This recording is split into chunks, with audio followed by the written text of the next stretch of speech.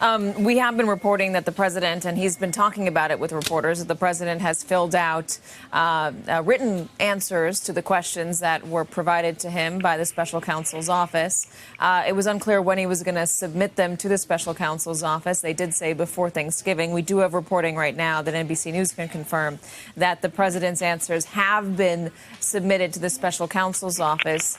Joyce, if you're still with us, and hopefully you have slightly better service, I want to ask you one about that, but then firstly, if the president if this reporting comes out and the president is asking for his Justice Department or wanting his Justice Department to prosecute James Comey. James Comey is a witness against him in the Mueller investigation for obstruction. Does that amount to witness intimidation? It could certainly be construed that way. It'll be something that the special counsel will want to look into fuller. And of course, one thing that we don't know is everything that Mueller does know. So it's entirely possible that he's already aware of this and has been looking into it all along as part of his investigation. The president's now submitted his answers. They're only written answers. He said that he wouldn't answer anything on obstruction. Joyce, is this enough for the special counsel? I think it's highly unlikely that this is enough. Look, Katie, prosecutors don't like this idea of getting written questions. But on the same, sort of a line of thinking, Mueller does have this obligation to try to get any evidence that he can that's necessary for his investigation. So it's likely that he'll take a look at these answers, that they'll evaluate whether they're sufficient or not, and whether any additional steps like a subpoena are necessary to round out the investigation. I'll read you a statement from Jay Sekulow, the counsel to the president. The president today answered written questions submitted by the special counsel's office. The questions presented dealt with issues regarding the Russia-related topics of the inquiry. The president responded in writing. And again, that's from Jay Sekulow, counsel to the president. Rudy Giuliani added another statement where he says the special counsel has been provided with more than 30 witnesses, 1.4 million pages of material, and now the president's written responses to questions. It is time to bring this inquiry to a conclusion. Michael Schmidt, any of your reporting show that this is going to come to a conclusion anytime soon? We don't have Schmidt any longer. Shane Harris, any of your reporting show that this special counsel investigation, or reporting from the Washington Post, that it could come to a conclusion anytime soon?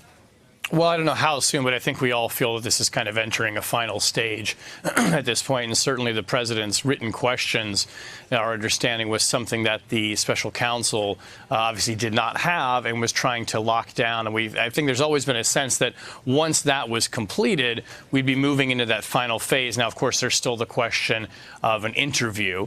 But I mean, one thing I've learned in covering this investigation now for a couple of years is always stay humble.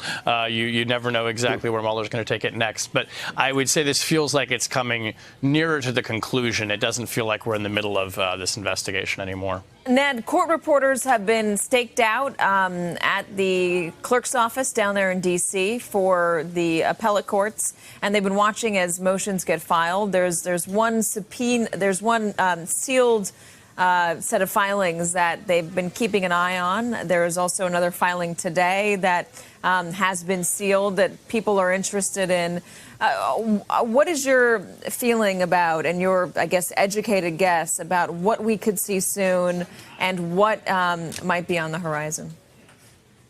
Well, there's been a lot of speculation about those sealed filings. I think it seems that the initial speculation that perhaps President Trump had already been subpoenaed was off. There may be another senior White House official who had been in receipt of a subpoena, but we just don't know. And that, I think, encompasses a lot of the Mueller probe at this stage. I think the next step will come in the special counsel's office's retort to these written answers. Will they be enough for the special counsel? Did President Trump decline to answer any question? And remember, this is just on Russian meddling. This is not yet delving into the, in some ways, broader question and closer to President Trump, the question of obstruction of justice. And so I think the next turn of the crank will come from the special counsel's office. And it may be something we see, especially if there is a subpoena fight. And I think there's every expectation the subpoena fight will go all the way up to the Supreme Court, given the gravity severity and the stakes of this,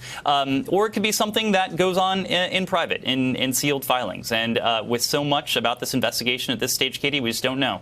What could Matthew Whitaker tell the Trump administration that he finds out about the special counsel investigation if he is briefed on it?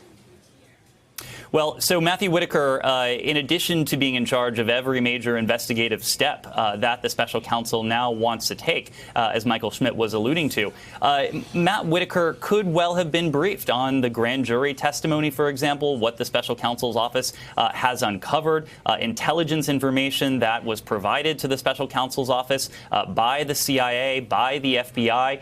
So Matthew Whitaker, in theory at least, does have pretty expansive access to all of these filings unless and until he recuses himself. And for that reason, it was Senator Chuck Schumer today, I believe, who asked that the Justice Department provide answers as to what, if anything, Matthew Whitaker has been briefed on, and in turn, what, if anything, he has shared with the White House. You know, Matthew Whitaker was installed in this position in large part, I think at least, because he, as the White House described him, was its eyes and ears. They described him as their spy within the Justice Department. And so it would not be beyond this White House, I think, for them to leverage Matthew Whitaker, who now sits atop the Justice Department and who now, at least in theory, has access to all of these filings, to use that access to their advantage. Hello, YouTubers. If you're watching this, it means you've checked out our channel, so thank you. Now do me a favor, subscribe by clicking on that button down there. Click on any of the videos to watch the latest interviews and highlights from MTP Daily and MSNBC. You can get more Meet the Press content every morning in the First Read newsletter. If you're tired of content that you don't know anything about where it came from, you don't have to have that problem with us. NBC News, MSNBC, MTP, and the Meet the Press mindset right here for you on YouTube. Subscribe now.